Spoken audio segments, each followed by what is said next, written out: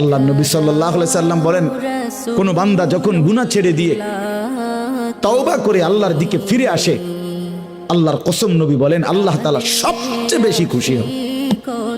আশাদ্দু ফারাহান, আল্লাহ তাআলা সবচেয়ে বেশি খুশি হয় কখন? বান্দা আল্লাহর দিকে ফিরে আসে যখন।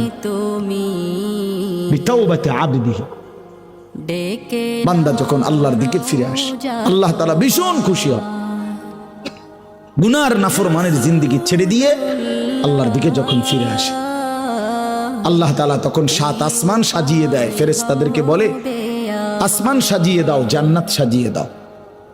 ফেরেশতারা 7 আসমান জান্নাত সাজাইয়া ফেরেশতারা জিজ্ঞেস করে, মাওলা আসমান কেন সাজাইলেন, জান্নাত কেন সাজাইলেন? তো আল্লাহ তাআলা বলে, আসলাহাল আবদু মাওলাহু, শোনো, আজ এক গোলাম যে তার মনিবকে ছেড়ে চলে গেছিল অনেক